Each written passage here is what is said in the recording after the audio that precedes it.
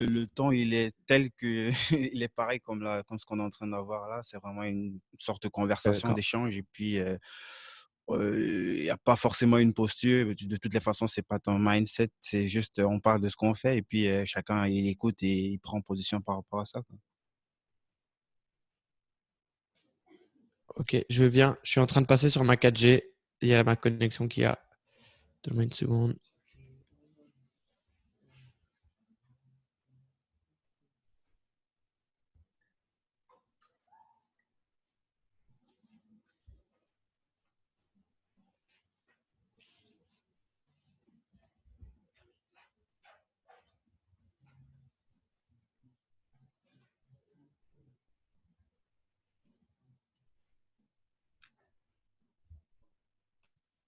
Allô, est-ce que tu Allô? m'entends?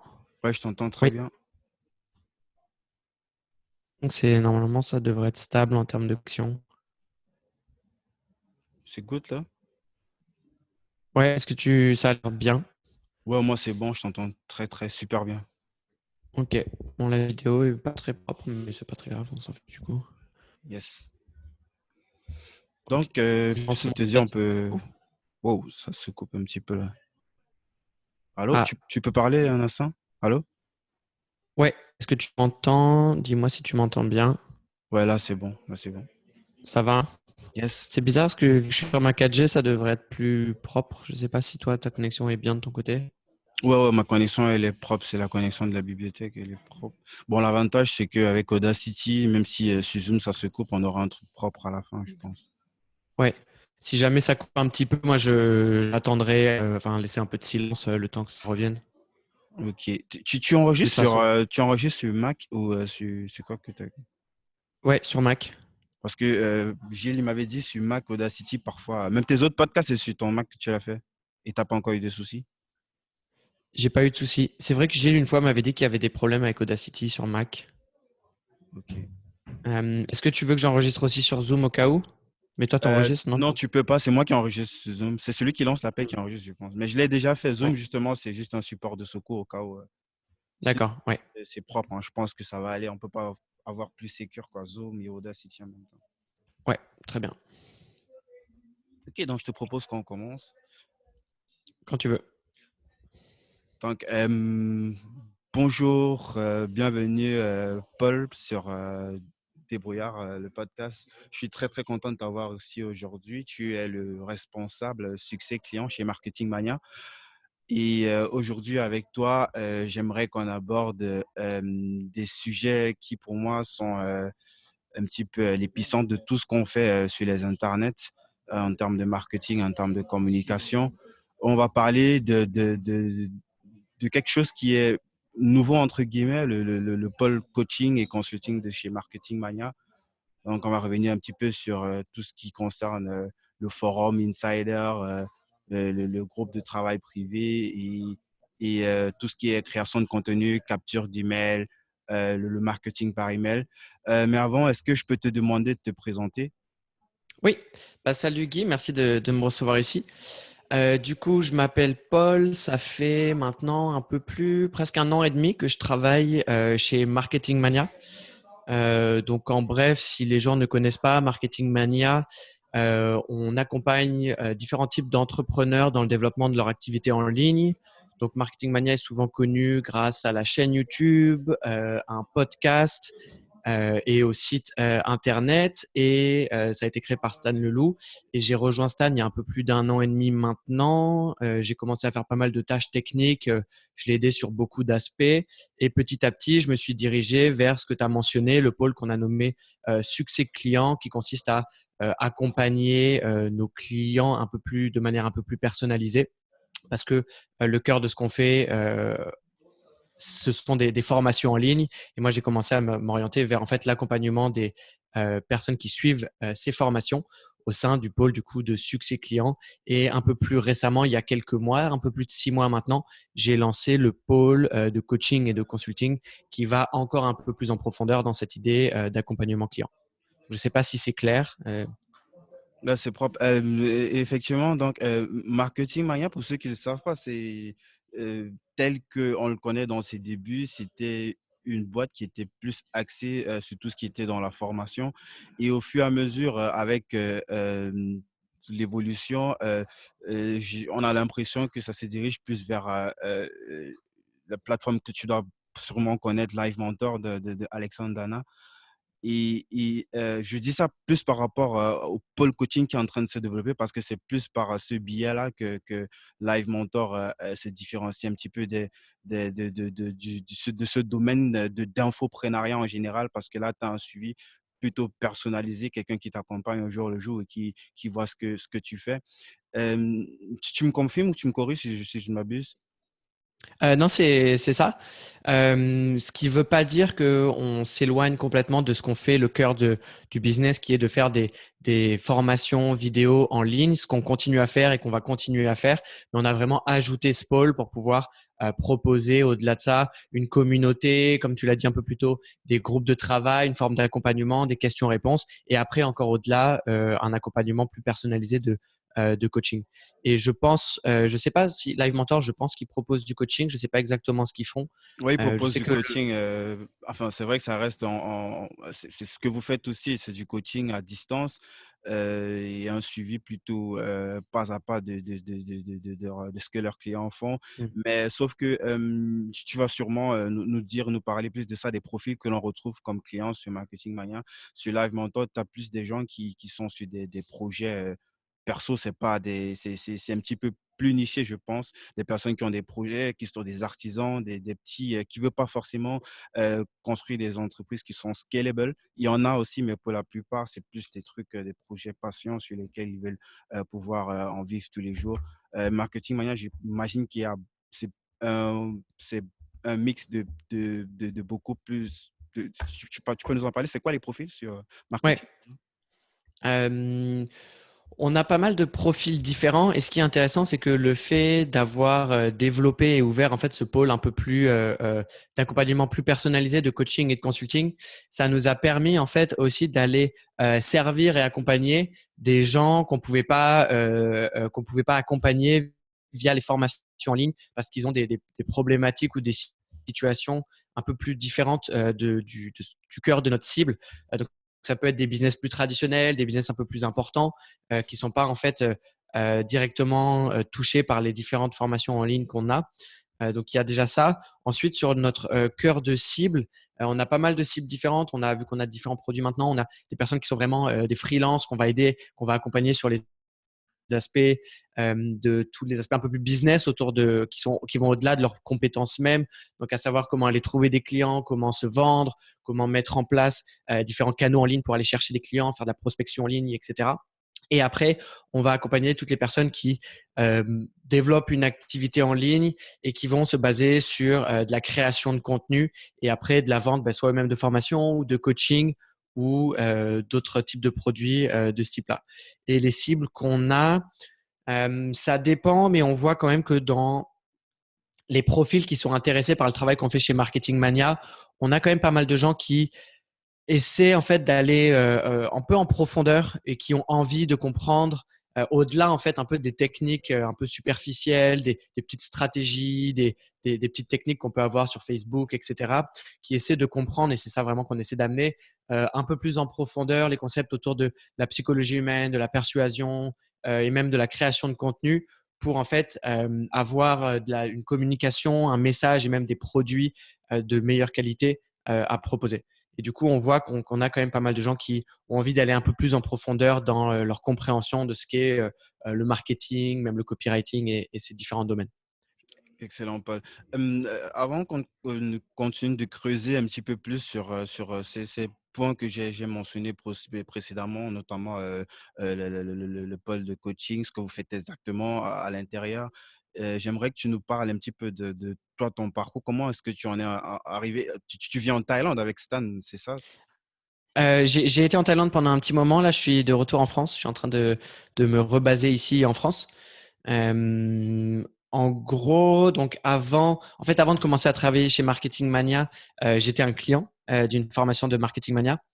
Parce que j'avais une propre activité que j'ai lancée pendant environ un an, une chaîne YouTube qui était en gros, c'était un positionnement un peu large, ce que j'aurais pas refait aujourd'hui, mais dans la niche du yoga, de la méditation et de manière un peu plus générale de la santé et du bien-être.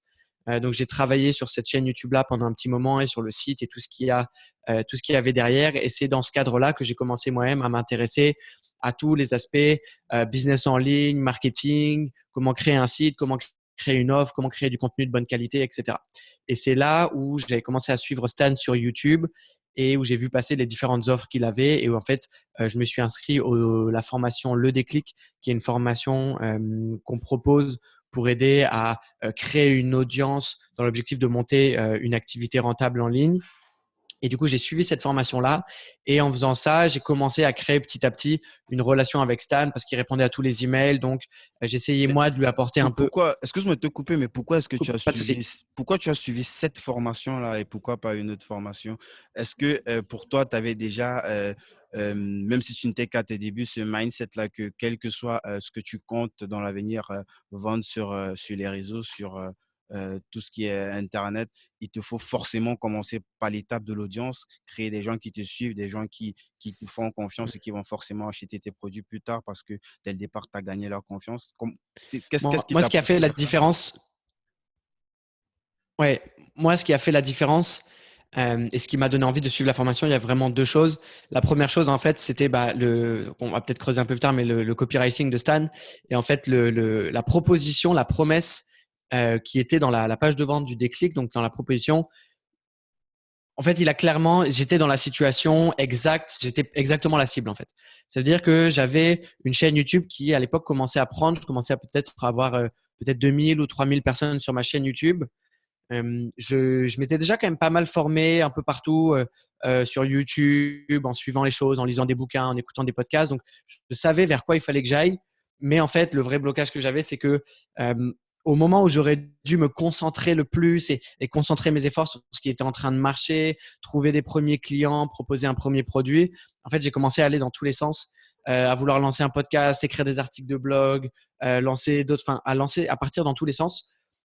Et tout l'argumentaire du déclic, c'était sur cette idée du focus, de se concentrer sur un canal qui fonctionne et de construire derrière un tunnel, un produit, tout ce qui va avec pour voilà, pour pouvoir générer les premiers revenus, avoir une audience de gens qui suivent, etc. Donc en fait, quand j'ai lu l'argumentaire, je m'y suis tellement retrouvé et que en termes de timing, c'était parfait. Je me suis dit voilà, là, je pense que euh, être accompagné par Stan via sa formation, c'est vraiment ce dont j'ai besoin actuellement et ça me permettrait d'avoir le déclic dont j'ai besoin. Mhm. Et la deuxième chose qui m'a fait suivre cette formation, alors que je voyais souvent passer des formations et que ça ne m'intéressait pas forcément, c'est que en gros, c'était une formation qui était en pré-vente. Donc, Stan allait la créer au fur et à mesure sur les semaines qui suivaient. Et il avait bien mentionné sur la page que la première promo qui allait commencer avec lui, il allait répondre à tous les emails, essayer d'adapter la formation à nos questions, à nos besoins et qu'on allait pouvoir être bien en contact avec lui. Et avant même d'acheter, je lui ai envoyé un email en lui présentant ma situation. Et là, il m'a répondu, il a fait un tour sur mon site et il m'a donné deux, trois conseils. Et en gros, voilà, il y a eu une réponse assez rapide et il m'a convaincu du fait que, voilà, là, je pouvais suivre cette formation, recevoir les informations dont j'avais besoin, me former dans les compétences dont j'avais besoin. Et en plus, et j'avais ça en tête de me dire, j'ai la possibilité d'avoir un peu une relation, d'avoir un retour, des feedbacks et des conseils en fait directement de Direct, Stan. ouais. Ça m'a vraiment intéressé. Et comme c'était une offre en pré-vente en plus, le prix était vraiment, c'était le bon moment et voilà, c'est ça qui m'a convaincu. En d'autres Et sortes, la après, formation n'était pas encore créée et en fait, c'était ceux qui achetaient la formation en pré-vente qui allaient ensemble avec Stan construire cette formation. C'est ce qu'il appelle, je pense, notamment le lancement inversé. exactement, c'est ça. Excellent. Et après, à plus grande échelle, ce qui a fait que j'ai décidé de travailler, enfin voilà, d'être accompagné par Stan et que j'avais cette confiance, c'est que bon, bah, son contenu YouTube m'avait beaucoup convaincu dans lui, un peu son approche, comment il réfléchit, ce qu'il apporte, la valeur qu'il amène. Et j'avais aussi écouté ses podcasts, le podcast Nomade Digital, tout cet écosystème qui avait fait que j'avais l'impression déjà de très bien connaître et d'être vraiment en accord avec ses valeurs, ce qu'il apporte et surtout son expertise et sa crédibilité. Excellent. Donc, tu es client chez Marketing Mania, tu participes à tu co-crées entre guillemets cette formation avec Stan. Enfin, quand je dis tu co-crées toi et d'autres personnes qui ont aussi participé à la prévente comme toi. Et de là, comment est-ce que le lien se fait? Comment est-ce que tu en arrives à bosser pour Stan? Hmm. En gros, j'avais quand même réalisé du coup cette idée que j'avais envie qu'il puisse voilà, bien m'aider, que j'avais cette possibilité vu qu'il répondait aux emails et qu'il allait un peu nous accompagner. Et moi, j'ai aussi remarqué en parallèle, je me suis clairement dit, je suis exactement le client type de Stan pour ce produit en particulier. Je savais que j'étais exactement voilà, la situation exacte des gens qu'il faudrait qu'ils suivent cette formation. J'étais le client type. Et du coup, je me suis dit, je sais que Stan, il est en train de créer cette formation, qu'il est plongé dedans. Comment est-ce que moi, avec mon point de vue extérieur et étant un client avec un autre point de vue, comment est-ce que je peux, grâce à des questions et des conseils, lui apporter aussi de la valeur pour l'aider à créer cette formation? Et en fait, dans ma tête, je me disais que voilà, je sais que si je lui apporte des conseils ou des retours et des feedbacks qui sont intéressants pour lui, forcément, il va se souvenir de qui je suis et il va peut-être m'aider plus. Et du coup, j'avais un peu cette idée de voilà, je vais essayer de lui donner un peu et de pas juste moi être en demande On demande. d'accompagnement et d'essayer voilà, de lui donner un peu. Et en fait, ce qui a été le cas, il y a eu plusieurs petites vidéos ou différents éléments du déclic que j'ai pu que mes emails et mes recommandations enfin, voilà, qu'il a suivi, qui l'ont aidé. Ouais, Et à en voir fait, plus je clair. pense, c'est ça. Et ce qui s'était passé, c'est que du coup, il situait très bien qui j'étais. Il savait ce que j'étais en train de faire sur YouTube. Il avait vu mon site, il avait vu mon travail et il avait déjà voilà ce contexte sur moi. Et ce qui s'est passé après, c'est qu'en janvier du coup 2018, euh, c'est là où il a fait un gros lancement la première fois pour le système et qu'après ça, il y a eu la première version des Insiders qui sont en fait la communauté des clients de Marketing Mania et notamment le tout Pour ceux qui ne premier savent live. pas, tu peux dire parce que le système, nous, on fait partie du Ouais, mastermind, ouais, donc ouais. c'est de ce dont il s'agit. Est-ce que tu peux expliquer un petit peu ce que c'est Bah, que le système pour ceux qui ne connaissent pas? ouais, le système, en fait, c'est en quelque sorte un package des différentes formations qu'on propose chez Marketing Mania et qui est étalé sur un an. C'est un programme sur 12 mois qui part en fait, de 0 disons, à 10 sur comment on commence. Et en fait, c'est la première formation, le déclic, créer son audience, comment créer du contenu, capturer des emails, lancer un premier produit.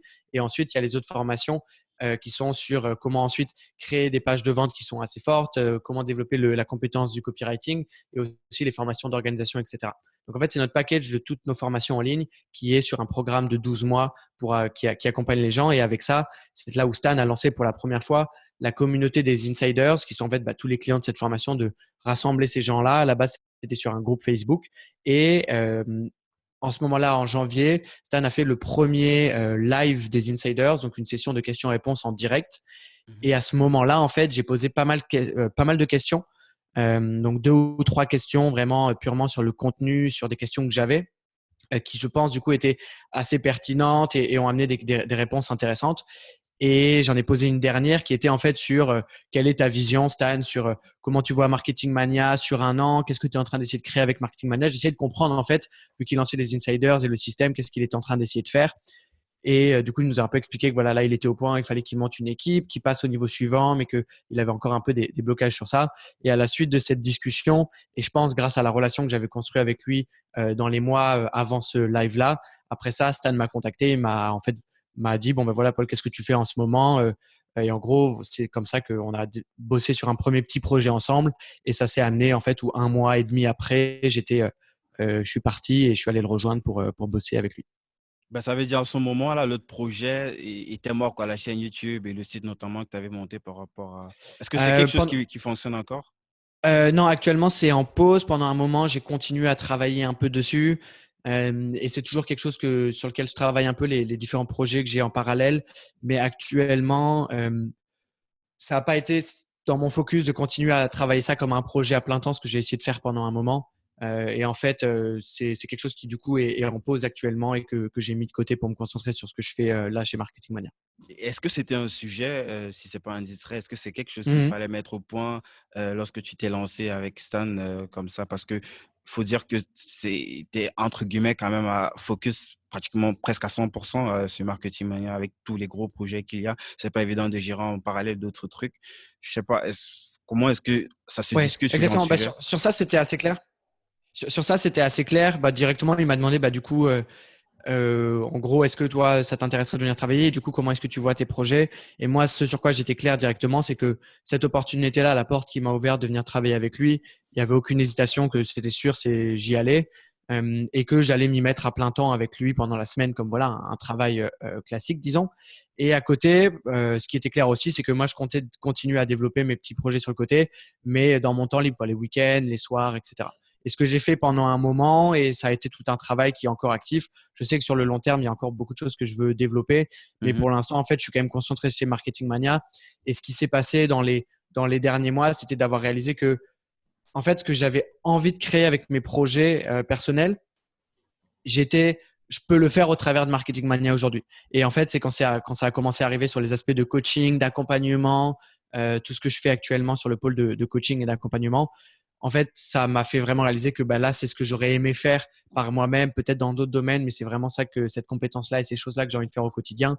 Là, j'ai la possibilité de le faire dans un business qui est super, où on a une grosse audience, où il y a énormément de choses à construire. Et du coup, je préfère mettre mon focus et mon temps et mon énergie 100% sur ça, en fait. Ok, donc on parlait notamment du fait que tu as rejoint Marketing Mania. Il y a les insiders, même si ça existait déjà sous forme de groupe Facebook. Vous avez délocalisé ça sur une sorte de forum. Je sais pas, je crois que ça doit être un truc comme un sous-domaine sur votre site WordPress. Est-ce que tu peux nous parler un petit peu de ce forum? Comment est-ce qu'on construit ce genre de système qui est, ma foi, très, très bien foutu?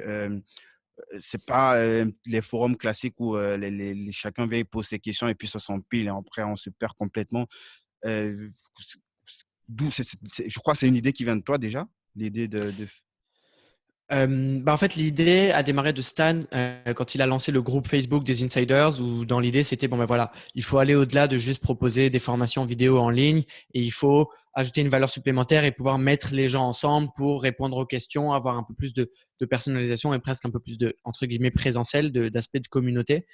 Ça a commencé sur un groupe Facebook et on a rapidement eu la discussion de passer sur un forum parce qu'en fait, pour différentes raisons, on trouvait que le groupe Facebook était un peu limitant dans ce que ça apportait aux gens en termes d'utilisation et que ça ne poussait pas les gens à faire des réponses longues, à faire des réponses un peu plus profondes, à ajouter des choses, des documents, à faire des recherches. Enfin, c'était pas le format le plus utile pour que les gens envoient des réponses un peu profondes et construites en fait.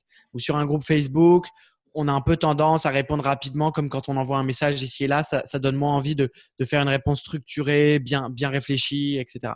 Et pour Au-delà des d'autres raisons, distractions aussi, peut-être s'il y a un autre message connexe qui apparaît, quelqu'un qui t'écrit en privé, les notifications, je crois que c'est c'est... ça. Et en plus, maintenant, ça a beaucoup changé sur les groupes, mais c'était un peu dur d'aller retrouver certaines informations, de réutiliser les informations qui ont été partagées précédemment. C'est pour ça qu'on s'est dit qu'un forum, c'était un bon investissement voilà, de renvoyer tout le monde sur un forum pour avoir vraiment une communauté, une plateforme qui peut rassembler tout le monde et avoir des discussions où on va un peu plus en profondeur que sur juste un groupe Facebook. C'est toi qui l'as créé, non? On a créé ça ensemble, mais c'était vraiment le pôle duquel je me suis occupé vraiment en grande partie, surtout sur les aspects techniques de mise en place, et puis ensuite sur un peu le fait d'essayer de lancer un peu la communauté pour créer un effet de groupe et de communauté. Mhm. Sans trop peut-être entrer dans les détails, comment est-ce que ça se crée c'est quoi comme outil? C'est un sous-domaine que tu crées? C'est des trucs. Ça, on utilise. Il y a beaucoup d'alternatives possibles. On a essayé d'en trouver une qui était assez simple pour pas avoir un forum qui est un peu machine à gaz où il y a tout plein d'options, de fonctions. On voulait essayer d'avoir quelque chose de simple. On utilise Plush Forum. C'est Plush Forum. Et en fait, tu peux l'intégrer à un sous-domaine sur ton propre site.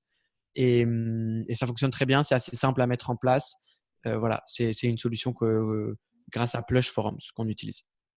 Donc, et à l'intérieur, qu'est-ce que l'on retrouve pour peut-être, moi je fais partie, mais c'est plus pour ceux qui veulent savoir un petit peu ce qu'on peut retrouver dans le forum, les différentes rubriques et les Oui. répartitions. Bah, on a créé différentes catégories en se demandant qu'est-ce qui va aider les gens. Donc, en gros, dans les publications, bon, bah, on a forcément les publications où les gens peuvent se présenter, parler de leur activité. Chaque personne a un profil où ils expliquent ce qu'ils font, leur site, les formations qu'ils ont suivies, etc. pour avoir voilà, un peu un profil pour chacun. Et ensuite, les discussions permettent d'avoir des questions qui peuvent être très techniques. Souvent, quand on débute, on a cette question de quel autorépondeur je devrais utiliser, comment est-ce que je crée mon site, comment est-ce que j'héberge mes formations, quel outil vous préférez pour faire ci, pour faire ça. Donc là, on a beaucoup de questions vraiment très concrètes comme ça, des questions très précises un peu voilà, sur des outils techniques, ce genre de choses.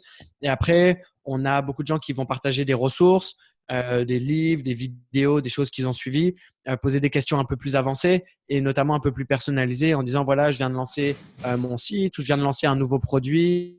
Qu'est-ce que vous en pensez? Est-ce que vous avez des retours? Est-ce que vous avez des conseils à me donner? Donc, tous ces aspects un peu de conseils, de recommandations que les gens peuvent se faire entre eux. Et après, on a aussi une rubrique qu'on appelle journal de bord, où on invite les gens à créer un journal de bord et à le tenir, par exemple, toutes les semaines pendant une certaine période, où ils démarrent et ils disent, donc voilà où j'en suis. J'en suis là dans mon activité. Mon objectif sur les 3 prochains mois sont de faire ci et de faire ça. Et toutes les semaines, je vais mettre une mise à jour sur le forum pour en fait me tenir un peu, avoir une forme de preuve sociale pour être un peu tenu à jour par les gens. Et ensuite, les gens peuvent commenter, encourager, donner des retours, donner des conseils sur ça. Donc, en fait, il y a des aspects de questions un peu techniques. Il y a des questions un peu plus avancées sur voilà, les aspects de marketing, les concepts qu'on voit dans les formations et aussi des questions précises sur voilà ce que je viens de faire, est-ce que vous avez des retours. Après, on a les aspects de journal de bord. Et voilà, c'est à peu près tout ce qu'on a. Et après, on a tous les aspects un peu contenu, productivité, état d'esprit, les aspects un peu plus personnels, psychologiques, qu'on pourrait avoir comme avec un groupe d'amis, des discussions qu'on va avoir avec des gens qui ont des intérêts en commun, quoi. Top. Notamment aussi le fait que Stan, il intervient à chaque fois sur les grosses questions et je crois que c'est une fois par semaine, si je ne Oui, m'abuse. donc ça c'est ce qu'on appelle les consultations, qui avant étaient des sessions, celle à laquelle j'ai participé en janvier justement. Où au Mhm. début, c'était des sessions en direct avec Stan. À cause du décalage horaire, il y a quelques mois, on a enlevé l'aspect de direct parce que ça devenait compliqué. On faisait à midi en France, ce qui faisait 18h ou 19h, 17h ou 18h en Thaïlande, ce qui faisait assez tard. Des fois, ça dure un petit peu. Euh, et du coup, on est passé sur des vidéos qui sont enregistrées. Et en fait, chaque semaine, tous les membres de la communauté peuvent poser leurs questions, comme ils pourraient le poser sur le forum, mais directement à Stan. Et ensuite, on met toutes les questions dans une présentation, dans un PowerPoint, dans des slides.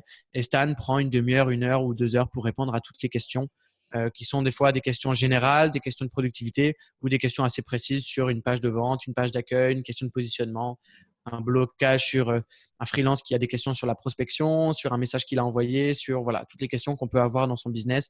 Stan répond à toutes les questions toutes les semaines. Et du coup, maintenant, on a une database, une base de données un peu de maintenant, je ne sais pas, au-dessus de 500, au moins plusieurs centaines de petites vidéos parce qu'on découpe les lives avec des centaines de questions dans plusieurs catégories qui permettent d'avoir une base de questions-réponses pour les gens qui rejoignent la communauté sur des domaines de YouTube, de contenu, de freelancing, de coaching, tous les domaines voilà, qui concernent les gens qui sont dans la communauté. Excellent. Donc là, tu as dit que tu étais en France, ça veut dire Oui. que l'idée de bosser à distance, et est-ce qu'il y a pas, comment est-ce que ça se passe maintenant de gérer cette partie, ce pôle-là à partir de la France? Ou alors peut-être c'est Euh, peut-être plus stratégique, peut-être la plupart des clients sont plus dans cet horaire-là, je sais pas. Au final, c'était pas une décision qui a été prise sur les aspects stratégiques, c'était plus personnel pour mes propres trucs de vouloir rentrer en France. Mais on avait la vision dès le début, en fait, que Marketing Mania, comme business model en tant qu'entreprise, on veut pas quelque chose de physique où on oblige les gens à être à un endroit particulier dans le monde et à avoir un bureau. C'est pas comme ça qu'on souhaite travailler et on pense pas non plus que ce soit comme ça qu'une entreprise est la plus productive forcément. Au contraire. Et du coup, la vision, c'est toujours de pouvoir permettre aux différentes personnes qui travaillent chez Marketing Mania de travailler d'où ils veulent dans le monde. Le plus pratique étant quand même entre l'Europe et l'Asie, parce qu'une fois qu'on commence à être au niveau des États-Unis ou voilà, du continent américain, ça amène en termes de fuseau horaire, ça devient très compliqué avec Ouais, l'Asie. j'imagine. S'il fallait, on pourrait s'organiser, mais voilà, enfin, la vision est comme ça. En revanche, dans nos process actuels, quand on recrute une nouvelle personne, on va essayer d'avoir une période plus ou moins longue de quelques semaines ou quelques mois avec l'équipe entière ou une partie de l'équipe pour former la personne, le temps d'expliquer un peu la culture de l'entreprise, les process, la manière dont on travaille, comment on fait.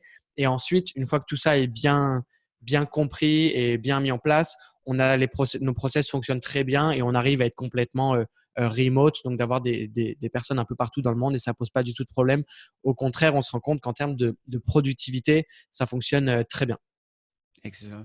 Pour clore la partie, je vais revenir en arrière, mais c'est pour Oui, clore la partie des insiders. Il y a aussi une grosse valeur ajoutée qui est bien sûr les petits groupes de mastermind. oui, Est-ce que tu peux nous parler un petit peu de ça? oui. Bah ça, c'était le tout premier projet que j'ai fait avant même en fait que de venir officiellement travailler avec Stan. Donc comme je disais un peu plus tôt, à la suite du premier live en direct de début 2018, il m'a proposé est-ce que ça t'intéresserait en gros de venir travailler avec moi. Et directement là, on a un peu lancé comme ce qui pourrait être un projet test pour voir si est-ce que j'ai les compétences, est-ce qu'on travaille bien ensemble. Et en fait, à l'issue du live, Stan nous avait, en fait, ce qui était ressorti de cette première session en direct avec Stan, c'était que mettre en place des groupes qu'on appelle mastermind, que maintenant nous on appelle groupe de travail. En gros, de faire des groupes de 4 à 6 personnes qui vont travailler ensemble et faire des appels toutes les semaines. Ce qui est ressorti de l'appel, c'était que ça pouvait être quelque chose de très intéressant pour les insiders. Donc en gros, les gens suivent une formation en ligne, ils ont accès à une communauté, ils ont accès à des lives avec Stan, et en plus de ça, ça a vraiment intéressé tous les gens qui étaient dans le live de se dire on pourrait en plus créer des petits groupes de travail pour pendant une certaine période faire des appels toutes les semaines, travailler ensemble et se tenir motivé, s'entraider et se mettre en relation entre entrepreneurs qui lancent des activités. Et du coup, mon tout premier projet chez Marketing Mania, ça a été de créer tout le process pour mettre en place les groupes de travail. Donc, en fait, avoir un questionnaire qu'on envoie aux gens de la communauté pour comprendre leur situation, dans quel domaine ils travaillent, quel est leur niveau de développement, quels sont leurs objectifs. Et ensuite, de mettre en place des groupes de 4 à 6 personnes, de leur donner un espace commun et de les aider à s'organiser au début pour mettre en place un appel chaque semaine et travailler ensemble pendant un certain nombre de semaines. Et ça a été le tout premier projet que j'ai lancé. Ce pôle-là a beaucoup évolué depuis, mais c'est vraiment quelque chose qui continue encore à très bien fonctionner dans les insiders. Certains groupes ne fonctionnent pas, ça arrive, mais pour quand même un bon nombre de groupes, ça apporte vraiment beaucoup d'être mis en contact comme ça avec d'autres personnes. Et voilà, ça c'est le troisième pilier en fait des insiders. On a le forum, les consultations, questions-réponses avec Stan et les groupes de travail mastermind qui permettent aux gens de rencontrer 4 ou 5 autres personnes qui travaillent en ligne et de faire des appels toutes les semaines pour s'entraider et travailler. Il y a toute une méthode qu'on a mis en place autour de ça.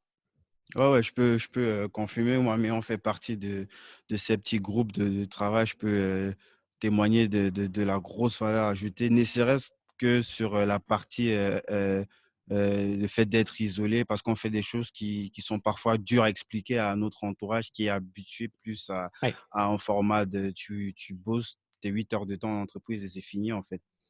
Et parfois, ils se parfait. disent que mais c'est fou que quelqu'un il s'assied pendant 14 heures de temps sur un truc que tu ne comprends pas en fait. Donc, le fait de parler avec ces gens, d'avoir une rencontre comme ça hebdomadaire avec ces personnes-là, tu te retrouves avec des gens qui parlent le même langage que toi, qui te comprennent, qui te donnent même pas forcément de solutions, mais qui t'écoutent en fait, tu vois. Et ça change tout. Et qui ont même au-delà de ça, les mêmes problématiques, les mêmes intérêts, qui vont aller se former un peu par eux-mêmes, qui suivent différentes choses, qui ont des sources d'informations en commun, etc. Ça aide beaucoup. Ouais. Excellent. Donc, pour faire la transition avec cela, parfois, je ne sais pas, je me dis peut-être du côté de Stan, est-ce qu'il y avait une vision long-termiste par rapport au forum des insiders? Je pose la question parce que lorsque le pôle coaching a été lancé, il y a les emails ont été envoyés essentiellement à toute la liste Stan. Et je me demande, enfin, ça, c'est ce que j'ai à mon niveau. Je ne sais pas s'il y a eu d'autres canaux, mais j'ai eu l'impression que ça s'adressait juste aux gens qui faisaient partie du forum, qui sont déjà des personnes qui sont complètement qualifiés, hyper convaincus et qui ne demandent qu'à avoir la problématique qui est notifiée dans la page de vente du coaching personnalisé. Est-ce que c'est quelque chose qui arrivait comme ça au fur et à mesure où il y avait déjà une vision long-termiste lorsque Stan il lançait le forum des insiders? Non, c'était pas. Il n'y avait pas encore cette vision concrète de lancer du coaching en tant que tel et de l'accompagnement en tant que tel. Et surtout, il n'y avait pas non plus cette vision d'avoir en quelque sorte un autre produit, une upsell vendue, proposée derrière. La seule chose qui, en fait, au début, d'ailleurs, que j'avais presque oublié, c'est qu'au tout début, les insiders, Donc, quand on prenait ce qu'on a dit tout à l'heure, le système, donc l'accompagnement, les formations sur un an qui viennent avec les insiders, il y avait des insiders gratuits pendant un an. Et la vision à cette époque-là, c'était ensuite d'avoir un abonnement en fait mensuel ou trimestriel pour rester dans la communauté. Donc, c'était un peu la vision qu'il y avait sur les insiders et au début, ça n'allait pas au-delà de ça. C'était vraiment, voilà, l'idée, c'était on rajoute un aspect de communauté et d'entraide pour aider les gens qui suivent les formations, les mettre en relation, les accompagner un petit peu. Mais il n'y avait pas déjà à cette époque-là l'idée de vraiment lancer du coaching et de l'accompagnement, principalement parce que c'est pas le même business model et surtout, c'est pas dans cette direction que Stan lui-même, en termes de ce qu'il aime faire et de ses compétences et de ses forces, il voulait pas aller vers ça parce que c'était pas le modèle qu'il était en train d'essayer de créer, c'était pas non plus l'activité qui allait se reposer le plus sur ses forces à lui. Donc il y avait pas ça dans l'idée. Ça, c'est Entre, arrivé plus tard. entre guillemets, c'est quelque chose qu'il a fui un petit peu par le passé parce qu'il faut dire avant, c'est vrai, il y a eu la phase de séduction lorsqu'il faisait tout ce qui avait trait à la séduction, on ne va pas entrer dans ça. Mais après, en fait, la phase là où il était consultant en pub Facebook, il s'est rapidement confronté au fait qu'il avait plein de clients qu'il ne pouvait pas suivre, en fait, d'où il est tombé plus dans la formation, Ouais. donner des compétences. Comment je peux dire ça? Des compétences de base, je sais pas si je veux dire de base, mais des compétences qui sont Profond. intemporelles, en fait, profondes, Ouais. qui te permettent, toi, tout seul, grâce à ces infos, de toi-même construire ton propre truc, quoi. C'est ça. Et en fait, il y a l'idée aussi que les forces de Stan, elles sont pas tant que ça dans le fait d'aller travailler avec des gens, gérer des humains et gérer des interactions, passer du temps à organiser des appels, à être bloqué par les gens, à parler, etc. C'est pas là où même s'il peut être très bon à ça, c'est pas là Mhm. où réside vraiment le cœur de son, entre guillemets, de son talent, de ses forces. Ouais, Euh, Lui, vraiment, là où il est très bon, c'est lire contenu. beaucoup, créer du contenu, avoir des idées, mélanger des idées entre elles, transmettre ses idées, ses aspects de pédagogie et aller, comme tu le dis, dans ses compétences vraiment plus profondes. Et pour faire tout ça, et même simplement pour faire de la création de contenu et de l'écriture, parce qu'en fait, Stan, ce qui fait constamment, vu que toutes les vidéos sont scriptées, etc., c'est écrire. Pour faire ça, il faut pouvoir. C'est tellement créatif qu'il faut avoir un setup de productivité et une organisation des journées et des semaines qui est complètement ouvert en fait. Euh, Parce que quand on sait qu'on a un rendez-vous avec quelqu'un, un appel ou quelque chose comme ça à 11 heures, à 13 heures, à 14 heures, si on commence à écrire, en fait, il y a un bloc, il y a quelque chose qui nous Ouais. empêche. En fait, des fois, voilà, il se passe quelque chose et il va pouvoir écrire toute la journée. Et il faut qu'il puisse être ouvert, flexible et laisser aussi le temps au cerveau de fonctionner comme ça. C'est tout une autre manière de travailler. Et du coup, tout ce qui était un peu de type agence, coaching, accompagnement, travailler avec les gens directement, c'était pas vers ça qu'il souhaitait se diriger. Et c'est aussi pour ça que ça a été un petit peu, je pense, dur pour lui au début de commencer à recruter et de mettre en place ces choses-là qui sont assez lourdes en termes de temps, d'énergie et de ce que ça demande. Ouais, et toujours avec l'humain au cœur de tout ça, puisque c'est un truc Exactement. il aura affaire à des personnes et tout ne dépendra pas que de son planning personnel, mais aussi de comment est-ce que les gens avec qui il est en contact se comportent, les égos. Donc, euh, donc, revenons maintenant dans ce pôle consulting. Tu peux nous parler un petit peu. Je sais qu'au départ, sur la page de vente, il y avait trois possibilités. Il y avait je ne sais pas si on peut appeler ça l'opportunité premium qui consistait à avoir un truc vraiment personnalisé en one-to-one. Euh, il y avait un autre avec des petits groupes, si je ne m'abuse, des petits groupes. Oui, il y avait une proposition de coaching de groupe, mais qui a été retirée.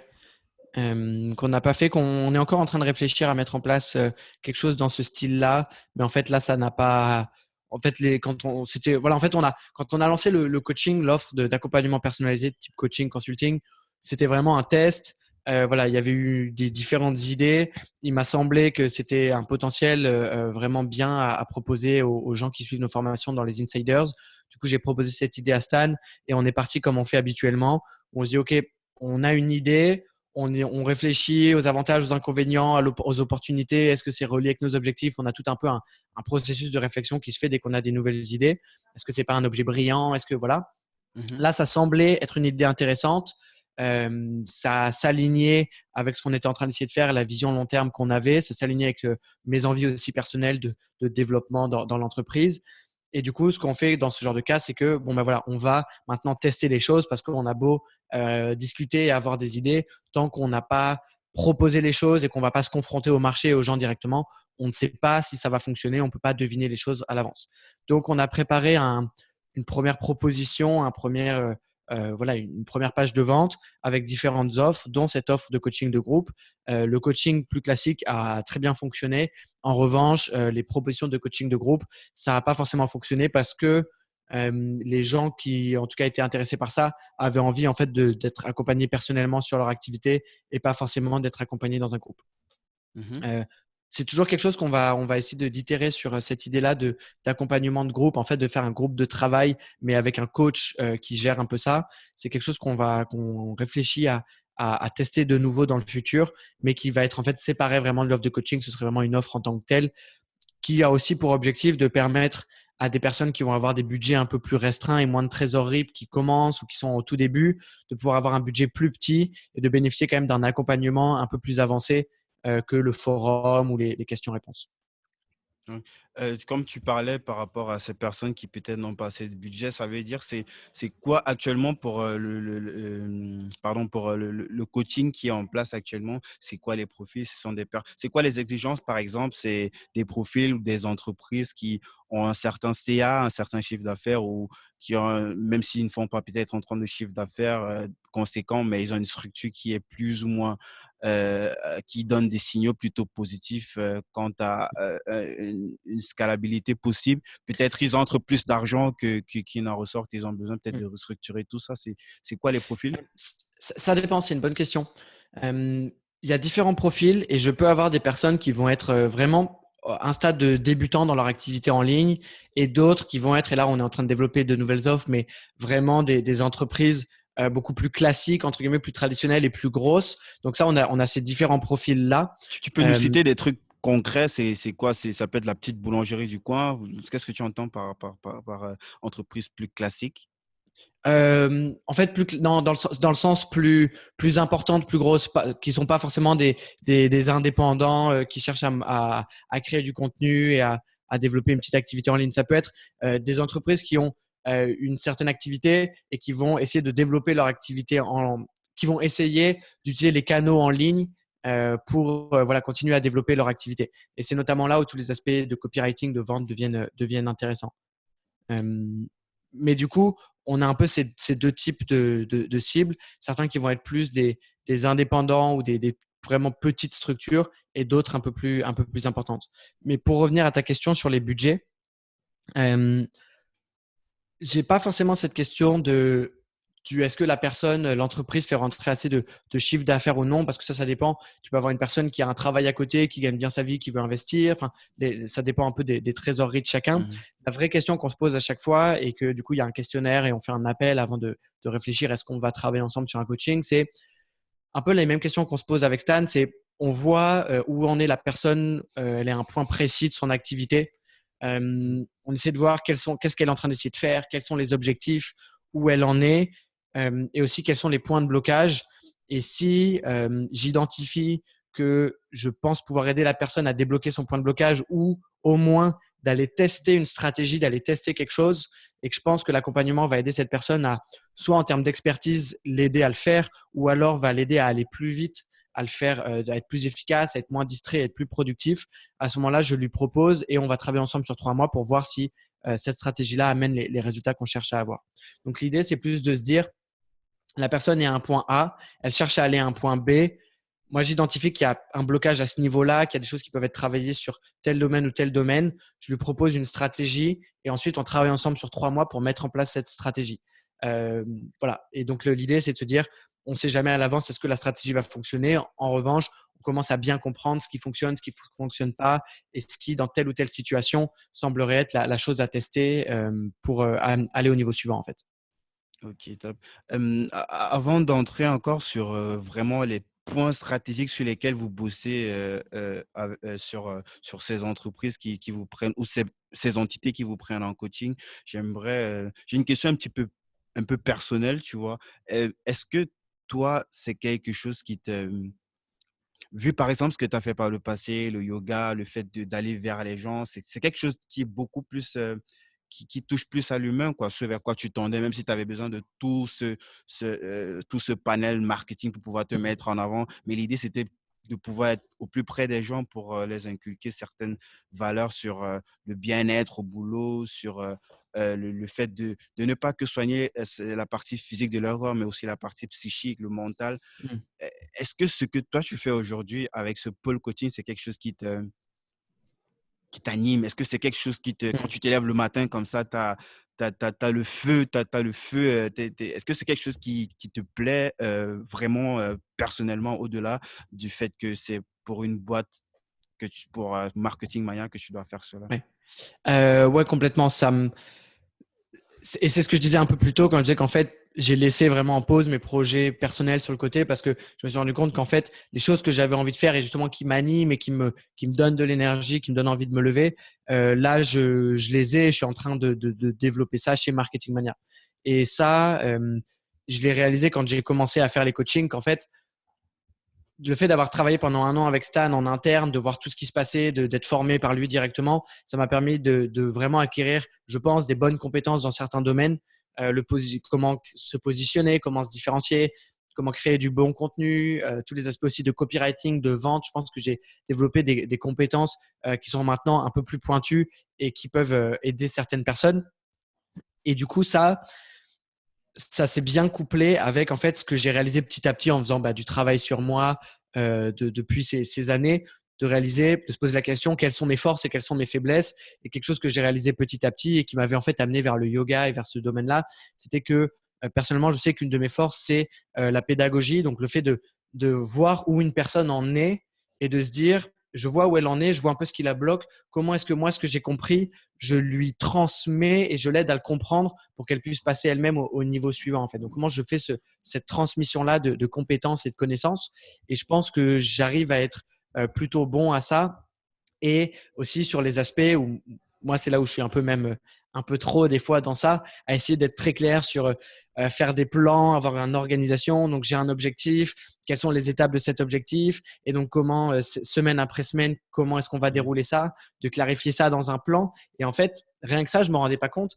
Mais sur certains clients que j'ai, c'est presque ça qui leur a apporté le plus de valeur. C'est pas l'expertise, c'est pas le contenu, c'est pas le copywriting. C'est juste le fait que chaque semaine, on se pose et on a fait un plan. Et moi, je les ramène à qu'est-ce que tu as fait cette semaine? Donc voilà les prochaines étapes. Il y a les 3 prochaines, c'est ça. Et en fait, de les aider à organiser leur système d'organisation, enfin leur dossier sur comment ils créent leur contenu, comment ils s'organisent dans la semaine, comment ils organisent leurs tâches, pourquoi est-ce qu'ils feraient ça plutôt que ça. Tous ces aspects-là de productivité et d'organisation qui peuvent apporter beaucoup de valeur.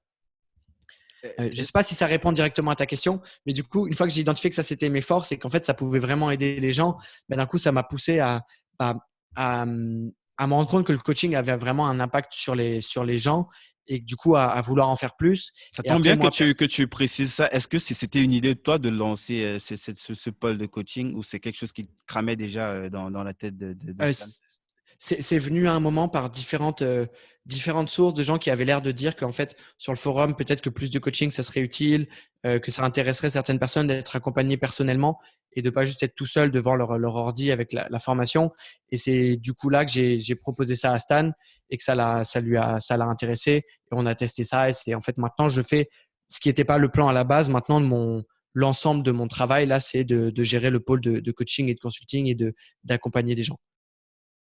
Est-ce que tu es heureux, Paul? Je dirais que oui, qu'il y a encore beaucoup d'aspects sur lesquels je dois travailler.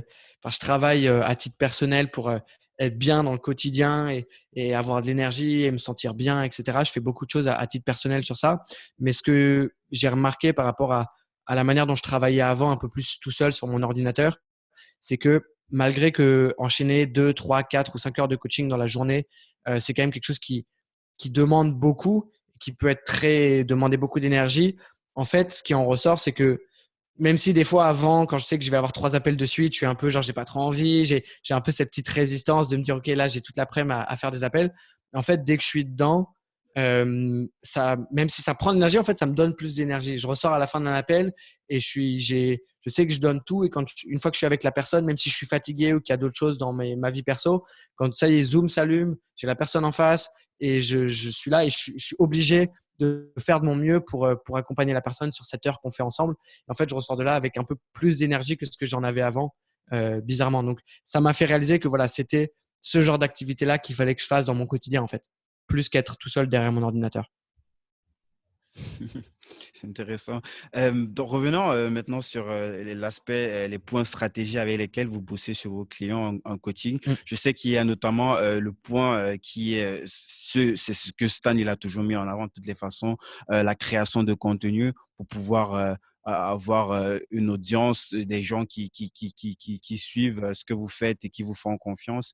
La capture d'email qui reste quand même, même si on mm, a beau avoir 1 million de fans sur Facebook ou ressortir à chaque fois en premier sur Google.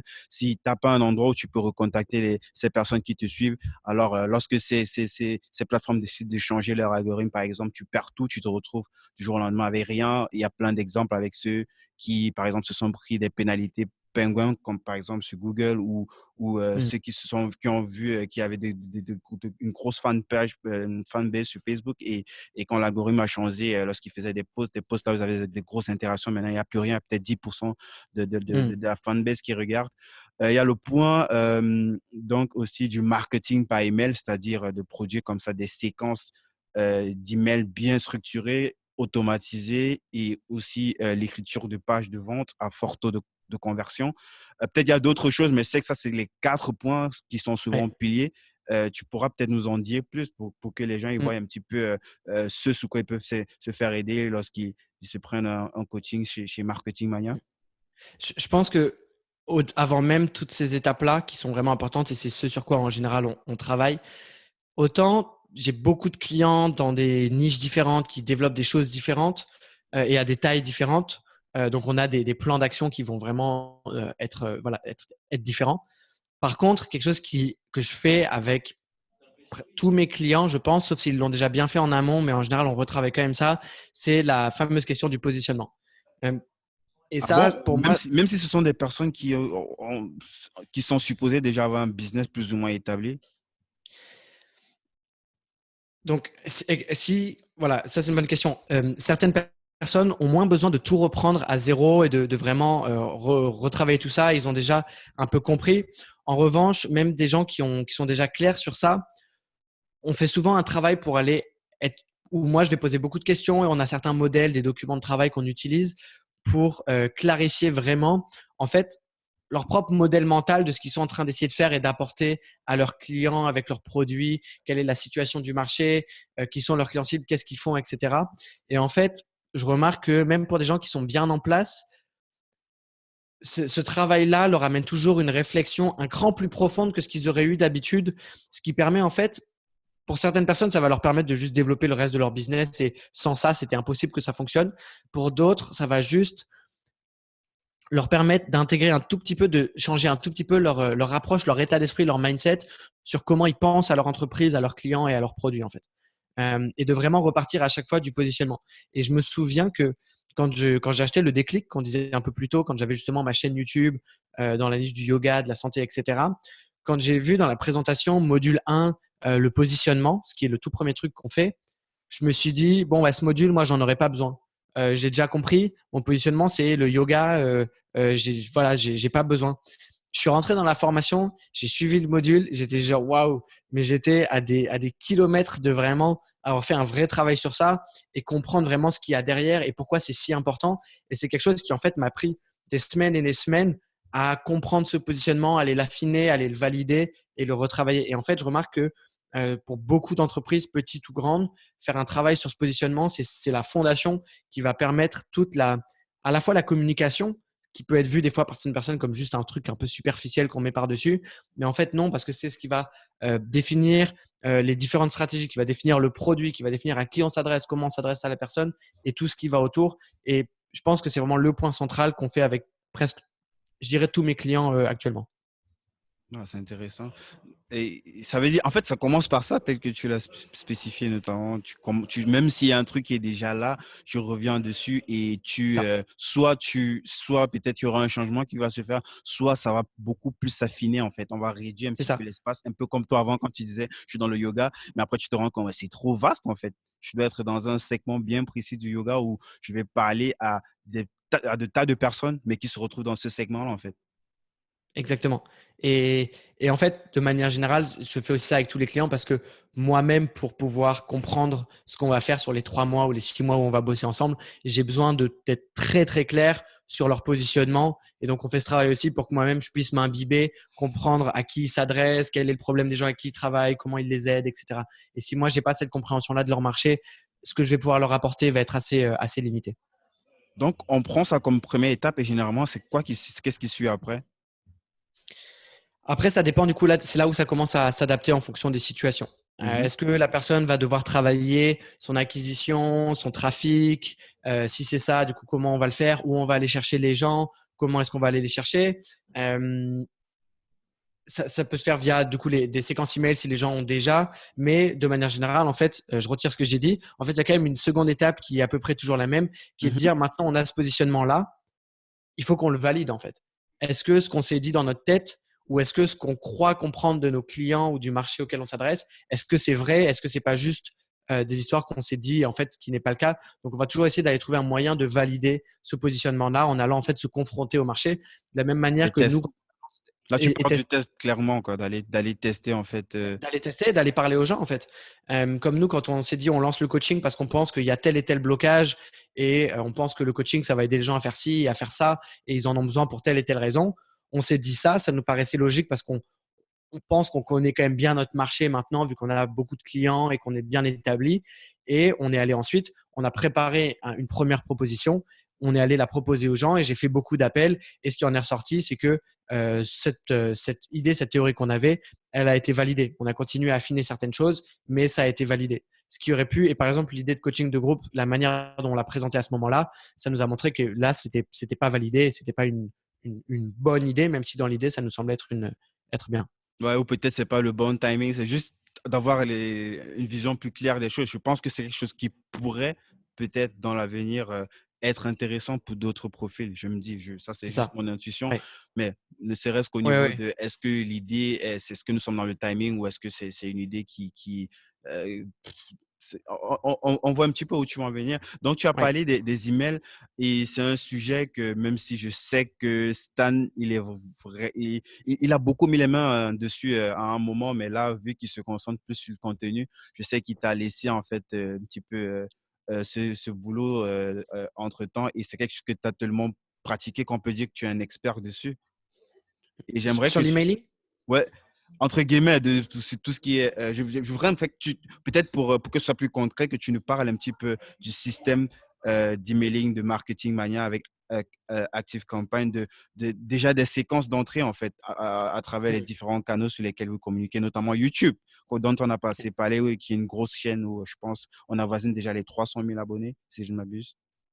Oui, je pense pas qu'on a encore passé les 300, mais on y arrive là on est à peu près à ce palier là, ouais. Mhm. Notamment donc YouTube, je crois le podcast aussi, même si c'est par le podcast que Staniel a commencé, ça reste quand même leader. J'ai encore regardé l'autre fois, je crois qu'il reste dans la partie business, il reste toujours parmi les 10 premiers.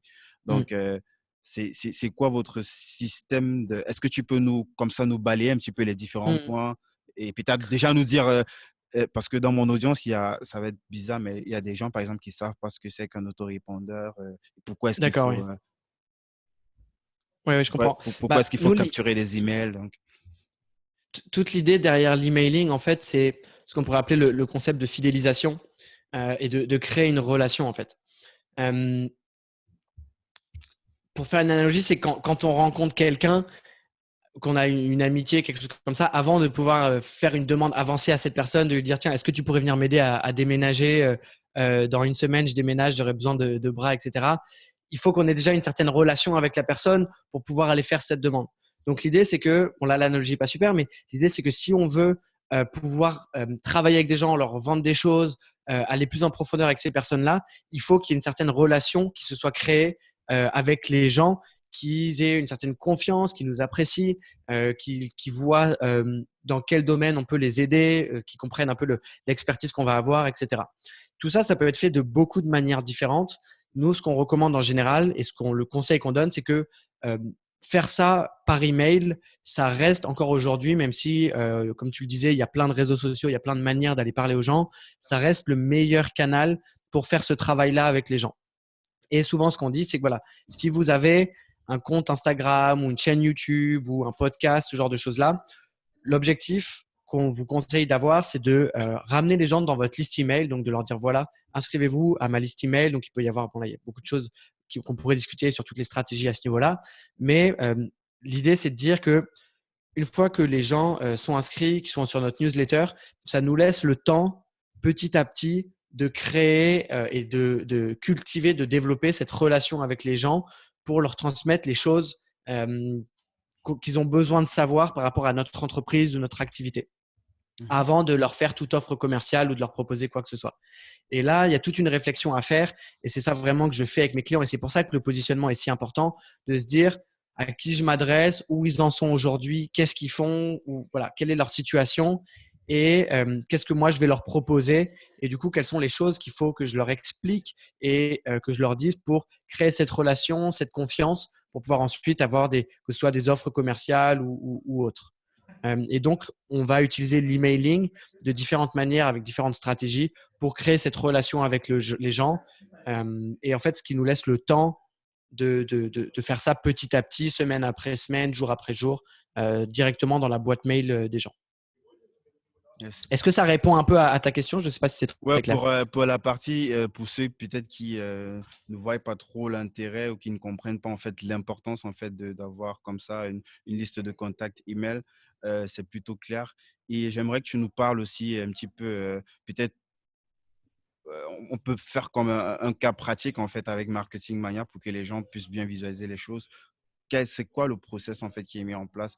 Comment est-ce que partant d'un email qui est capturé peut-être après avoir vu une vidéo sur la chaîne YouTube de Stan, c'est quoi le parcours en fait? Qu'est-ce qui va Mm. suivre après Oui. généralement? Bah, ce qu'on a actuellement est peut-être pas le meilleur exemple que j'aurais à donner, qu'on a des systèmes de formation gratuite, mais en général, ce qu'on recommande aux gens de faire, euh, ce qui n'est pas exactement ce qu'on fait actuellement, donc ça va un peu à l'encontre, mais Ça ce qui est crée, quand même ouais. ce qu'on recommande aux gens de faire, c'est une fois qu'une personne s'est inscrite pendant un certain nombre de semaines, de, de contacter, d'envoyer des emails à cette personne de manière assez légère, pas trop intense, et d'apporter juste de la valeur en fait. Ça veut dire, donc voilà, une personne vient de s'inscrire à ma liste et là, pendant un mois, 2 mois ou 3 mois, je vais lui envoyer 1 ou 2 emails par semaine en essayant de lui apporter un maximum de valeur par rapport à bah, du coup la niche dans laquelle je suis, le positionnement que j'ai, ce que j'essaie d'aider la personne à faire. Donc, Mhm. ça va être d'expliquer que la personne nous comprenne mieux, donc d'avoir tous les aspects de storytelling, d'expliquer ce qu'on fait, qui on est, quelle est notre activité, quelle est la marque qu'on représente, de partager un peu ses valeurs, sa mission, sa philosophie, et ensuite de partager ses meilleurs contenus, quels sont les contenus que les gens doivent regarder, ses conseils, etc.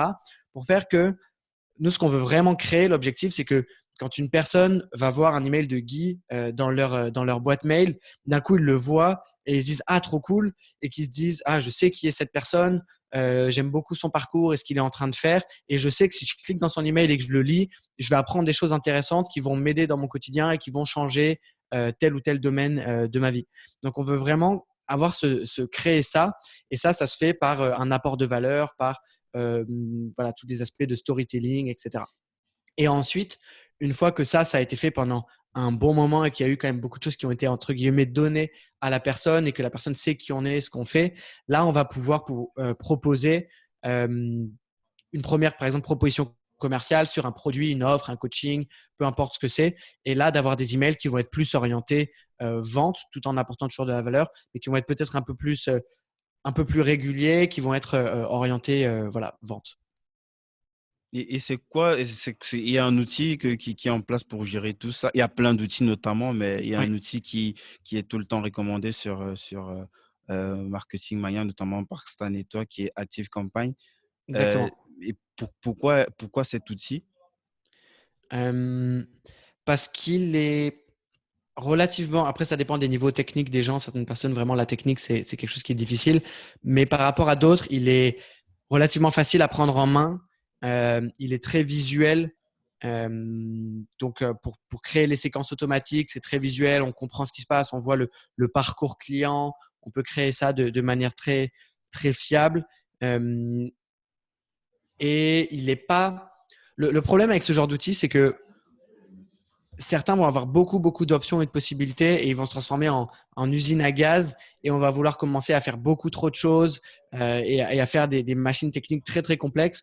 Et ActiveCampaign, c'est possible de faire ça, mais il est quand même fait pour être un peu minimaliste et éviter de partir un peu dans tous les sens avec l'outil. Donc, nous, c'est l'outil qu'on recommande parce qu'il nous a jamais. Il y a, on trouve qu'il a aucun défaut, qu'en termes de rapport qualité-prix, il est bien et qu'il fonctionne très bien. Ouais, mais bon, en même temps aussi, et même Stan, il le dit souvent, pour aller sur des techs un peu plus poussés, lorsque vous n'avez rien, vous construisez votre audience, autant mieux aller sur du gratuit. Il y a notamment Mailchimp Complètement. ou Sendiplo, et je crois que tu peux aller jusqu'à près de 2000 emails, c'est plutôt pas mal.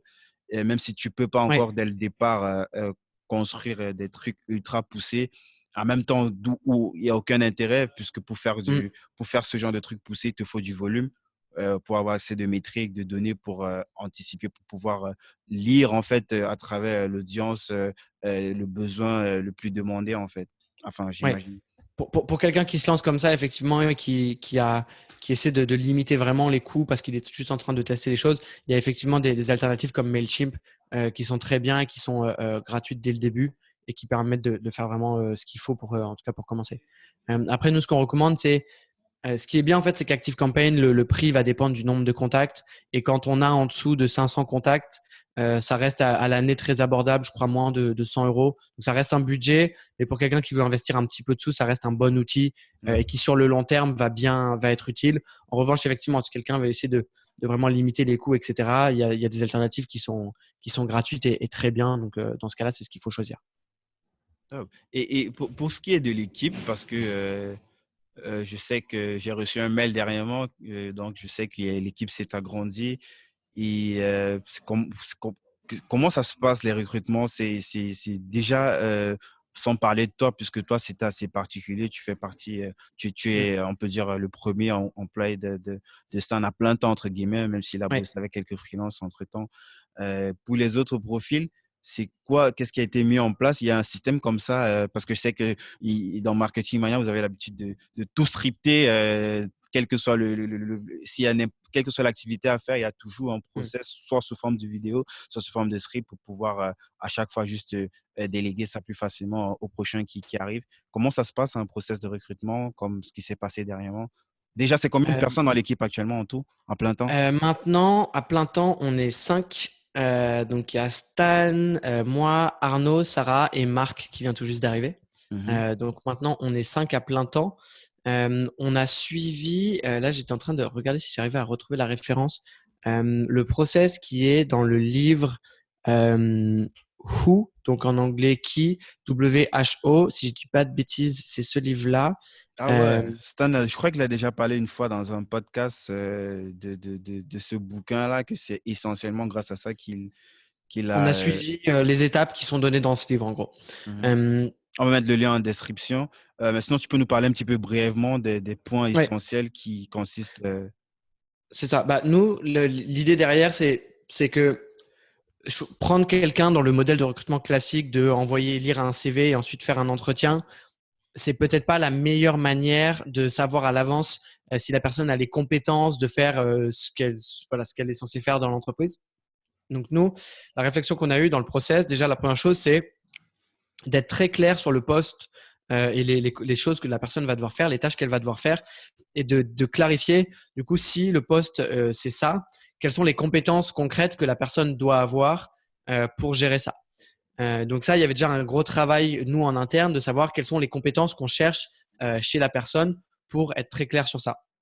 Mhm. Ensuite, bon voilà, on a fait une annonce et nous, ce qu'on a fait, c'est qu'on a la chance d'avoir une liste email vraiment importante. Donc, on a envoyé l'annonce à l'ensemble de notre liste email, ce qui fait plusieurs dizaines de milliers de personnes. Donc, voilà, là, on a eu une visibilité directement sur ça et notamment de gens qui sont déjà un peu dans notre marché, donc qui savent un peu ce qu'on fait et qui sont déjà, entre guillemets, un peu formés. Mais ça Et restait, après, en fait, ça restait juste dans ce siècle-là. Il n'y a pas eu, par exemple, de campagne via d'autres canaux. C'était pas non, très on a poussé, envoyé quoi. on a envoyé un email et on a mis une publication sur Facebook et sur LinkedIn, je crois. Ça a été assez simple, mais en fait, comme on a à l'époque, je sais plus combien, mais voilà, on a plusieurs dizaines de milliers de personnes sur la liste email.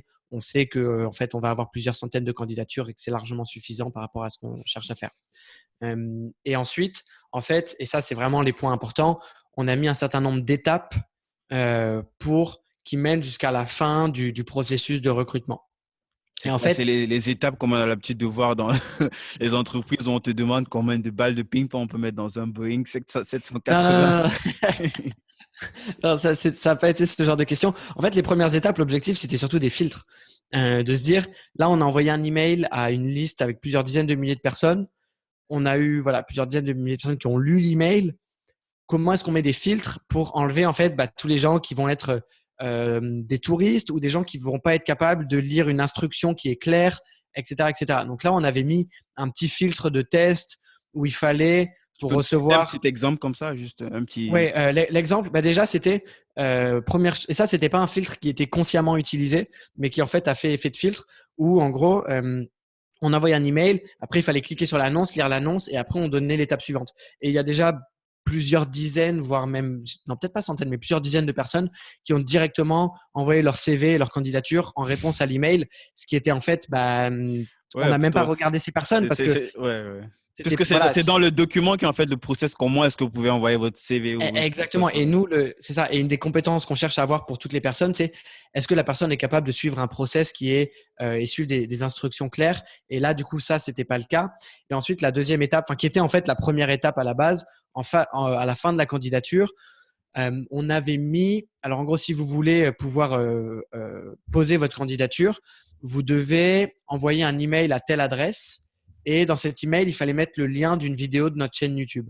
Je ne sais plus laquelle c'était. On avait dit trouver une miniature avec telle personne sur la miniature et envoyer le lien de cette vidéo dans l'email. Et après, on avait mis un process automatique qui, avec un Zapier, bref, tout un système Ouais, qui automatique, reconnaît qui en fait que fait dans le mail si la personne a mis le bon lien ou pas. Et comme ça ça s'élimine de façon automatique. exactement. Et après, les gens Waouh. recevaient le lien vers le questionnaire. Et en fait, bah, ça peut paraître un peu bizarre de faire quelque chose comme ça, mais comme on a littéralement des milliers de personnes qui ont lu l'annonce, il fallait qu'on filtre au maximum. Et ça nous a permis en fait de filtrer beaucoup, beaucoup de gens et d'avoir bah, les gens qui ont fait les choses bien, qui ont lu, qui ont pris les bonnes choses, qui ont suivi quel était le sujet de l'email, etc. Et ça a permis déjà d'enlever pas mal de monde et d'avoir juste quelques centaines de demandes sur le poste en fait. Et après ça, on avait deux étapes. Un premier questionnaire avec différentes questions pour aller voir en fait les compétences qui sont liées à tel ou tel poste. Donc, on a un poste opérationnel, donc il y avait des petites choses un peu techniques à faire et de support client, donc comment vous répondriez à tel ou tel email. Il y avait quelques questions là qui faisaient un premier filtre qui nous ont permis d'enlever de choisir une partie des personnes.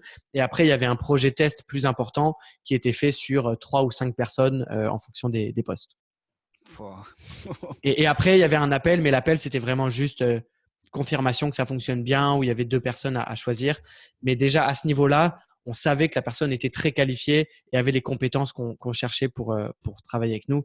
Et pour l'instant, les personnes qu'on a eu trouvées grâce à ce processus, c'était exactement les profils qu'on recherchait en fait. Donc, ça a très bien fonctionné.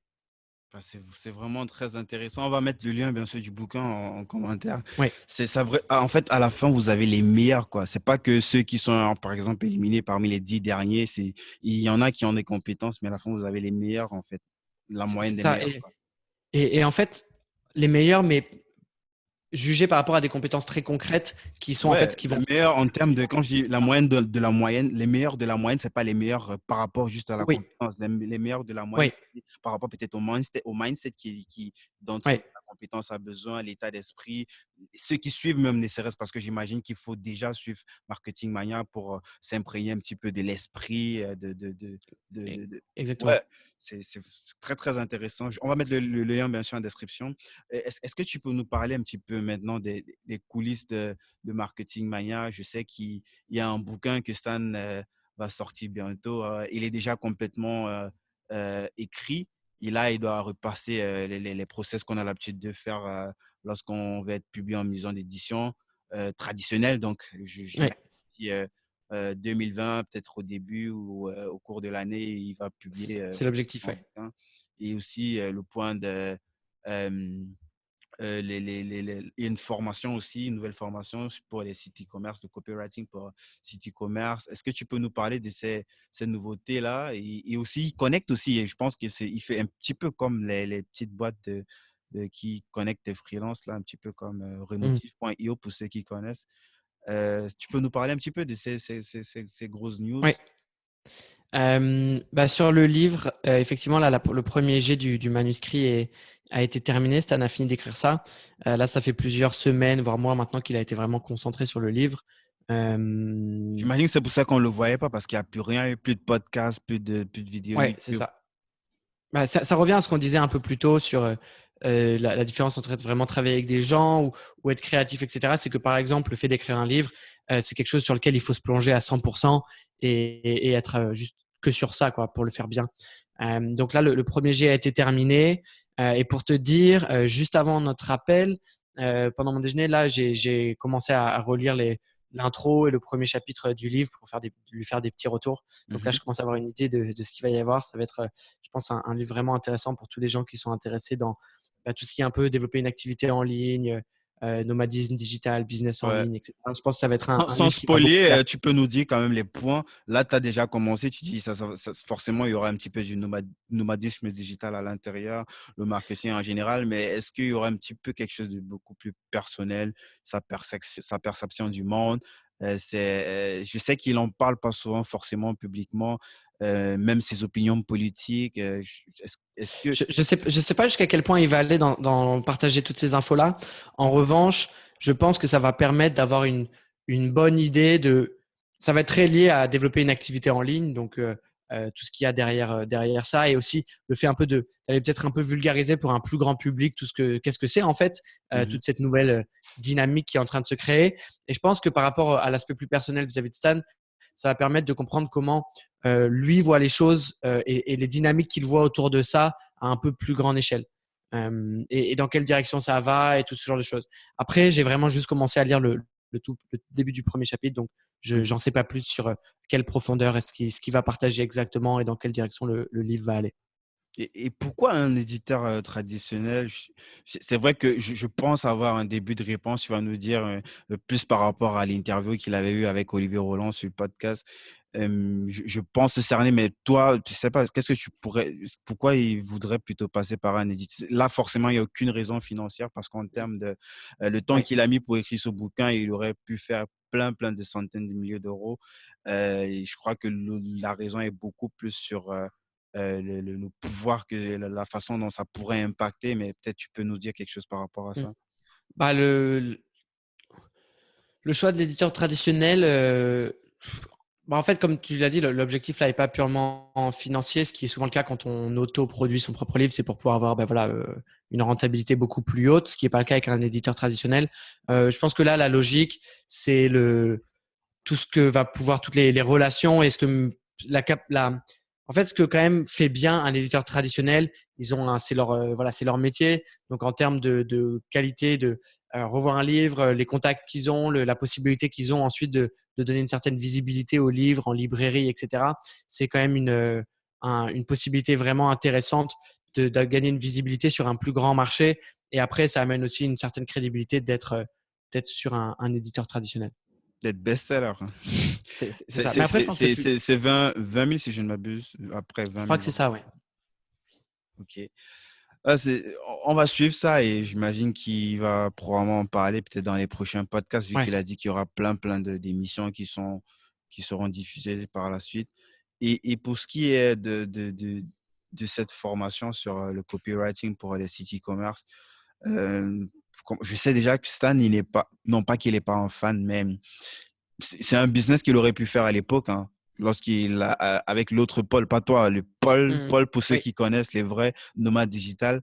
C'était à une époque où c'était très facile de lancer son e-commerce, notamment par dropshipping ou Amazon FBA, et faire plein d'argent. mais c'est pas forcément quelque chose euh, qui, qui, euh, qui, c'était pas trop le truc de Stan forcément, même s'il savait qu'il pouvait se faire plein d'argent dans ça. Mais là, il se lance dans du copy. Il voudrait faire une formation de copywriting pour aider les personnes qui sont justement dans ce business. C'est quoi l'idée derrière ou comment est-ce que déjà l'idée est née? Mmh, pour l'instant, La formation n'est pas encore, n'existe pas encore pour le dire. non. Je crois Bah qu'il va justement, partir toujours sur du lancement inversé, un peu comme ce que tu as su ça, avec le déclic. Ouais. pour l'instant, là, on est vraiment sur une étape de se dire, est-ce que, en fait, comme on disait plus tôt, aller se confronter au marché, se dire, on a une idée, on y a réfléchi, il y a des pour, il y a des contre, on a certaines théories. Maintenant, on va aller parler aux gens directement et leur demander, est-ce que c'est quelque chose qui vous intéresse? Est-ce que vous ressentez le besoin d'améliorer votre copywriting, vos discours, vos argumentaires dans votre business e-commerce?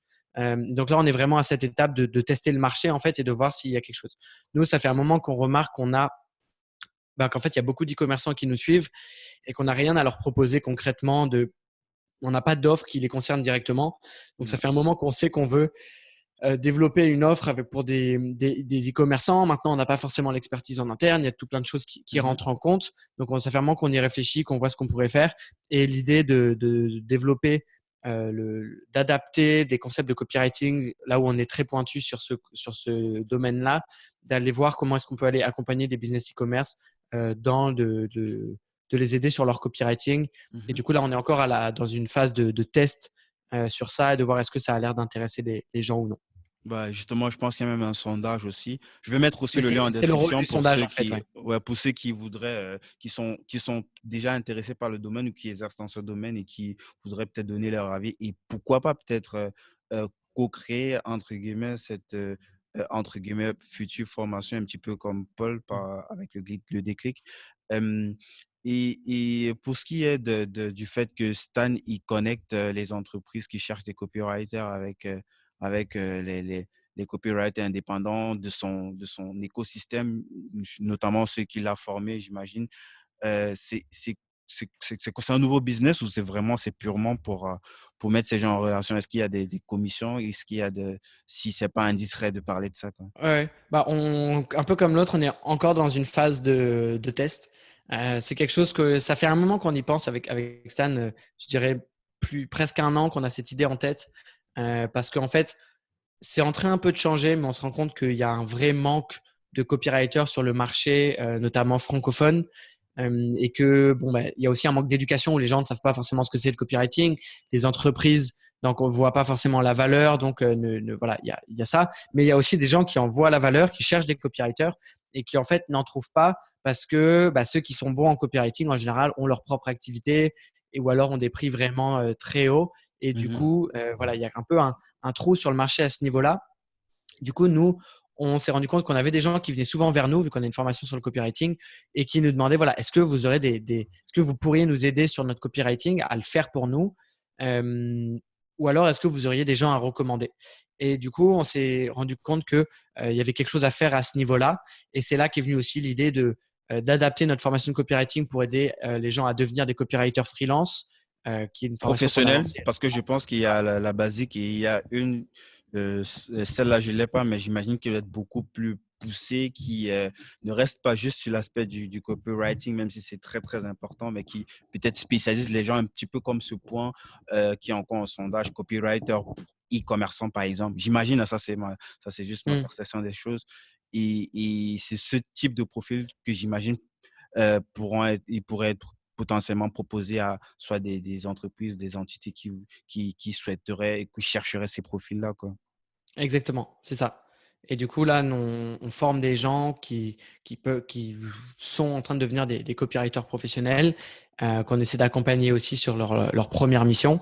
Et comme on a quand même beaucoup de demandes, on va voir et on a commencé à mettre en relation voilà, des personnes en demande de copywriting et d'autres qui peuvent combler cette demande et faire du copywriting pour des différents types d'entreprises.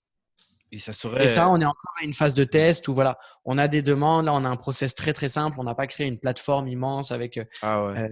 ce public. C'est vraiment, on a un formulaire. Des gens qui ont des demandes remplissent le formulaire. Nous, on est en contact avec nos copywriters. Il y a des demandes, des missions possibles. On fait passer ça à nos copywriters et on voit si les choses. On va voir comment ça évolue, quoi. Bah, moi, je trouve ça très intéressant vu que c'est quelque chose qui m'intéresse. Pas juste le copywriting en lui-même, mais la mise en relation, c'est quelque chose que je Oui, travaille aussi en off, en privé pour un projet personnel.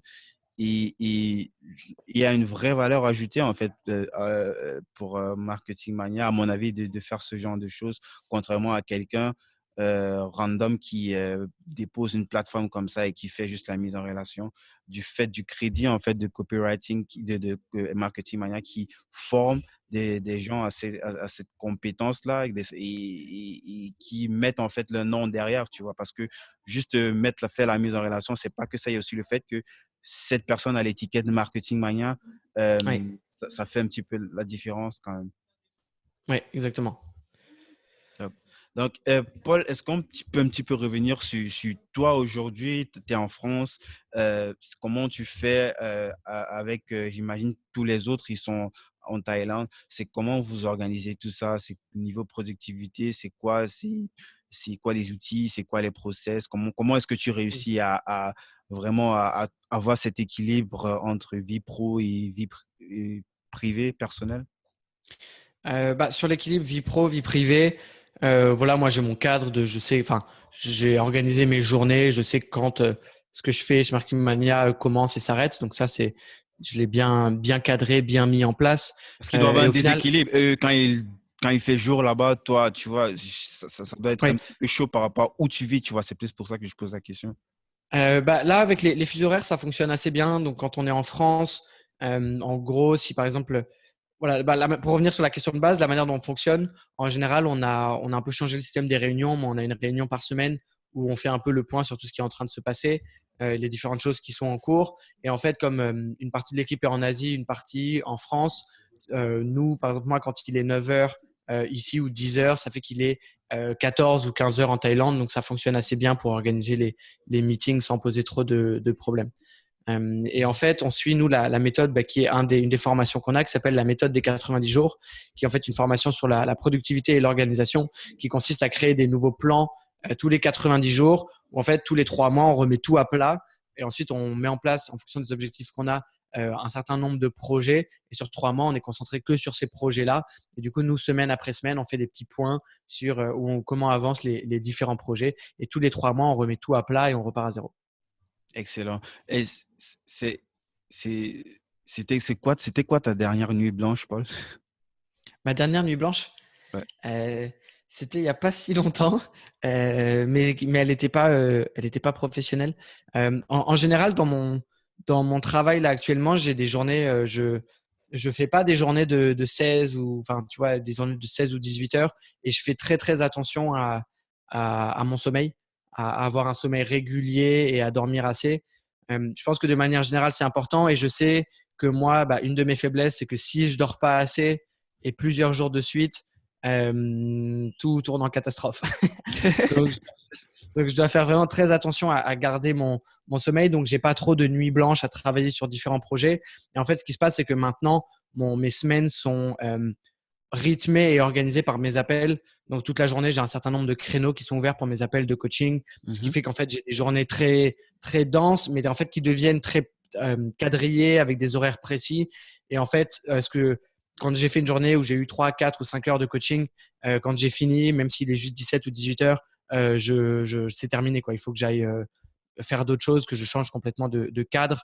Et en termes de productivité, toutes les fois où j'ai essayé de trop travailler trop tard et me dire que c'est ça qui va me rendre plus productif, en fait, sur le long terme, personnellement, je me le reprends toujours un peu dans le nez, à me rendre compte que je le tiens pas assez bien sur le long terme. Donc, je fais assez attention à avoir un bon équilibre et être régulier, et à plutôt me dire, il vaut mieux que je fasse des journées de 8 heures tous les jours que d'en faire des fois des journées de 12 ou 16 heures où j'y vais à fond, mais après pendant 4 jours être burn-out. Donc je sais que je suis assez sensible à ça, donc j'y fais attention et j'ai pas trop de journées de nuit blanche, enfin de nuit blanche. C'est quelque chose que tu as beaucoup, toi, de ton côté? Ouais, moi, tout le temps. Moi, je dors peut-être 3 heures, 4 heures et c'est vrai que je suis Ah, souvent très fatigué dans la journée, mais j'arrive. C'est bizarre, là. Je suis en ouais. train de me confesser là, mais j'ai plein j'ai besoin d'au moins 3 heures, 2 heures et demie, 3 heures pour m'endormir parce que mon cerveau, il va vite. Avant, j'ai eu quelques soucis par rapport à ça, notamment, ça je sais pas si je dois en parler là, mais bon, j'ai eu quelques Ok. soucis. Ouais. J'ai pris des substances peut-être illicites par le passé pour pouvoir m'endormir, mais j'ai pu heureusement sortir de ça. Mais le problème, il reste quand même. Hmm. J'arrive pas à dormir, mais bon, D'accord. je vais en sortir. C'est un autre sujet, ouais. Ouais. Ouais.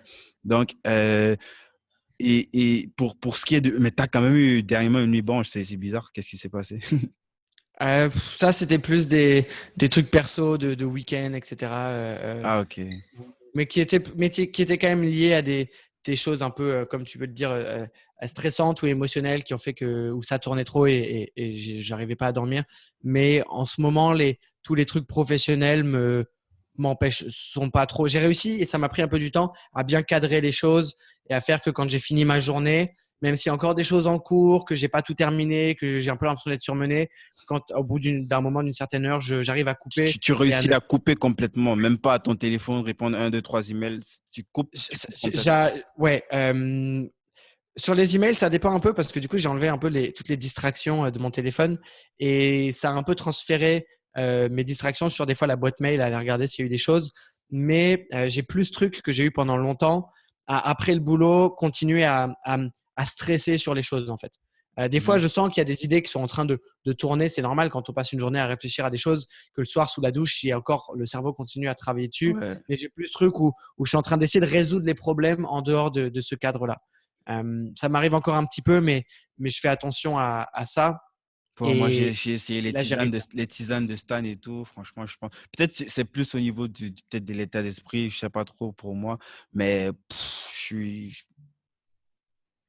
et je le ressens en fait que j'ai besoin de dormir, tu vois. Ouais. Mais t'as ce Tu bois truc beaucoup là de qui te café? dit, je bois exagérément de café. Là, je pense que j'exagère. J'essaie de diminuer actuellement, mais je crois que j'exagère comme je suis. Là, j'ai pu diminuer. Je pense que je suis dans les 8 tasses par jour, mais avant, c'était pire que ça. Bah, je pense que rien que sur ce point-là, ça peut faire la différence. Moi, je sais que pendant un long moment, en fait, je m'en rendais pas compte. Je suis très, très sensible, en fait, à la caféine, surtout si je suis des moments un peu stressants. Et je sais que si je bois, et ça va paraître bizarre pour des gens qui boivent beaucoup de café, mais si je bois un café après le déjeuner, même s'il est 13 ou 14 heures, il faut vraiment que je fasse attention parce que si je le prends un tout petit peu trop tard, je sais que je vais avoir du mal à m'endormir le soir alors que c'est 6 ou 8 heures plus tard. Et ça, j'ai vraiment fait un gros travail pour limiter le café. Je vois que ça a un impact assez fort sur ma qualité de sommeil et mon sommeil. Mais au début, c'est dur parce que tu es dans un cercle vicieux. Ouais, c'est compliqué en fait parce que c'est des trucs, des mécanismes en fait qu'il faut intégrer dans la tête, mais tu es en train de déployer plein d'énergie sur d'autres trucs qu'il faut que tu mettes aussi en place, tu vois. C'est difficile de Ouais, trouver le juste milieu en fait, de hacker en exactement. fait son cerveau. C'est très très Ouais. difficile. Bah, moi, c'était exactement là, comme on parlait un peu des différents projets que j'ai à côté, etc. Mon gros focus du moment n'est pas de créer une autre activité. Enfin, j'ai des différents trucs, mais et plus trop sur ça. Mais ce que j'ai fait depuis pas mal de semaines et même de mois, c'est de faire un gros travail en parallèle du boulot sur ma santé au niveau de mon sommeil, au niveau du sport, au niveau de la nutrition, etc. Et d'essayer de trouver un équilibre où je fonctionne bien et sur le long terme, etc. Ce qui est assez difficile, ce qui m'a pris du temps de sortir des mauvaises habitudes, le fait, par exemple, la cigarette, c'est quelque chose qui m'a bloqué pendant longtemps. Après, il y a le café, il y a la nutrition, il y a le fait d'avoir envie de dormir après le déjeuner, tout ce genre de choses qui, en fait, travailler sur ça, c'est presque un projet en tant que tel. Et du coup, je me le suis mis comme dans mes priorités hors travail, d'avoir ce projet de trouver mon équilibre en termes de santé, de rythme, de nutrition, de sommeil. Et en fait, là, je vois que ça commence à porter ses fruits. Et Mhm. ce que j'ai en tête, c'est que sur le long terme, c'est un investissement très, très rentable, en fait. Ouais, ouais, c'est comme aller au fitness et tout. Tu vas pas C'est avoir ça. directement du muscle après 2, 3 jours. C'est sur le long terme que tu vas voir les résultats. Oui. Je suis conscient que c'est quelque chose de très important, surtout aussi au niveau de. J'ai eu cette conversation notamment avec Cindy Seka, qui est plus sur tout ce qui est le pouvoir de l'intuition, la loi de l'attraction et tout. Mm. Et on parlait justement du fait que mais, il y a des gens qui partent à l'hôpital toutes les semaines ou tous les mois pour soigner leur corps, mais Ils Ouais, pensent jamais à aller faire soigner leur esprit ou bien lorsque quelqu'un dit par exemple que j'étais chez mon psy, ça devient un sujet de rigolade en fait. Alors que c'est ouais, normal de faire soigner aussi son esprit, sa tête, son état d'esprit en fait. ouais. Et enfin, en tout cas, dans ma propre expérience, j'ai pu, et je le vois de plus en plus, que ce travail-là que j'ai fait en parallèle, quand les choses se débloquent au niveau personnel, émotionnel, ou même au niveau santé ou ce genre de choses, en fait, ça se débloque aussi dans la vie pro, dans les relations, etc. Et que les différents blocages que je peux avoir au niveau perso, en fait, ils ont des impacts sur le reste des choses, quoi. Et actuellement, après, chaque chose en son temps et à chacun les priorités. Mais pour moi, en ce moment, ma grosse priorité en dehors de l'activité de coaching et de marketing mania, c'est vraiment faire un gros travail sur ma santé, ma vitalité, mon énergie. Et du coup, ça passe par le sommeil, la nutrition, le sport, etc. Excellent. Ça pourra faire l'objet d'un autre épisode. Donc, dis-moi, c'est quoi ton échec préféré? Mon échec Préféré? que j'ai eu dans ma vie dans le Ouais, passé. qui t'a le plus Hmm. impacté, ouais, qui peut-être était comme, comme les Américains disent, le tipping point, là, c'est la zone où tout Ah. a basculé en fait.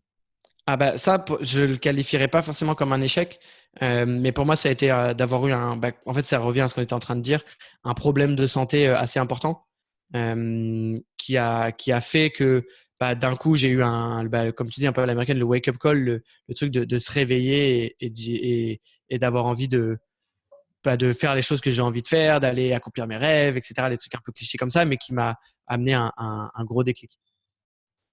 Wow. Ok.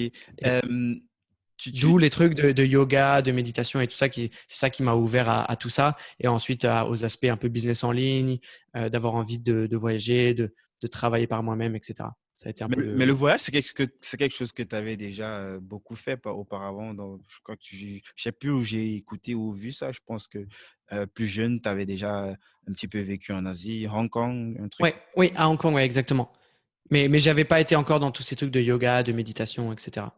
Mais j'avais vécu. T'as eu peur en fait que tout s'arrête et que tu n'aies pas profité en fait, et t'aies pas Ouais, et puis en essayé fait, au moins bah, c'est ça en fait. cette Et puis c'est de se expérience. dire, moi j'ai eu des trucs qui étaient très physiques à la jambe en fait. Et d'un coup j'ai ce truc de me dire, tiens, mais en fait, ça se trouve, enfin du jour au lendemain, je pourrais avoir un problème et plus pouvoir faire de sport, plus pouvoir courir, plus pouvoir faire ci, plus pouvoir faire ça et être bloqué. Et en fait, ça amène des choses où ça remet en contexte tout. Et tu te dis, ok, mais de quoi, qu'est-ce que j'ai envie de faire? Quel est le quotidien que j'ai envie d'avoir? Dans quoi j'ai envie de travailler? Comment est-ce que je veux que mes journées soient, etc. Ça m'a amené à ces questions, ça m'a amené et après, à toute cette démarche de lecture, de développement personnel, de yoga, etc. Et petit à petit, ça m'a amené là où je suis aujourd'hui, quoi. En parlant de lecture, est-ce que tu as quelque chose à nous recommander comme ça? Euh, c'est le même livre que j'ai recommandé quand j'étais sur le podcast avec Stan. On a eu une discussion. Le livre, mais du coup, il faut que les gens lisent, soient anglophones dans la lecture. Je pense pas que ce Mhm. livre a été traduit en français. Du moins, je l'ai vu une fois sur Amazon en français, mais c'était un livre physique qui coûtait 100 ou 200 euros. J'ai pas trop compris. Pouah. Euh, ouais, je sais pas trop ce que C'est- c'était. tu peux nous dire le titre, comme ça on va mettre ça Ouais, en le titre description. c'est Psycho-Cybernetics. Donc psycho et cybernetics, c'est Cybernetics. Bon, c'est un nom qui peut paraître un peu compliqué, c'est de Maxwell Maltz. C'est Mhm. un peu lié à ce dont tu parlais un petit peu précédemment sur une autre invitée que tu as eue, sur les aspects un peu de loi de l'attraction, d'état d'esprit, ce genre de choses, mais ramener un peu de manière un petit peu plus scientifique, disons, dans l'approche. Tout n'est pas scientifique, mais c'est une approche un peu plus basée sur de la logique et un peu différent. Et ce livre a eu un gros impact sur moi quand je l'ai lu en termes d'état d'esprit et de comprendre qu'en fait, il y a des moyens et des stratégies pour utiliser son cerveau différemment, orienter avoir des objectifs précis qui permettent à notre cerveau de trouver ok quel va être le chemin et quelles sont les choses que je vais pouvoir utiliser ou les opportunités pour qui vont m'amener à cet endroit, etc. Donc c'est un peu une approche de la loi de l'attraction un tout petit peu plus concrète et logique. Enfin, c'est pas vraiment concret et logique, mais Mhm. amené différemment, qui m'ont ouvert pas mal de cases et bien changé mon état d'esprit. Et ouais, voilà, c'est vraiment un livre que je recommande et que ce soit dans des aspects plus business ou plus personnels. Je pense que c'est une bonne lecture à avoir en termes de manière de voir les choses et d'appréhender un peu la vie et le quotidien. Yes, yes. Euh, j'ai quelque chose pour toi, Paul.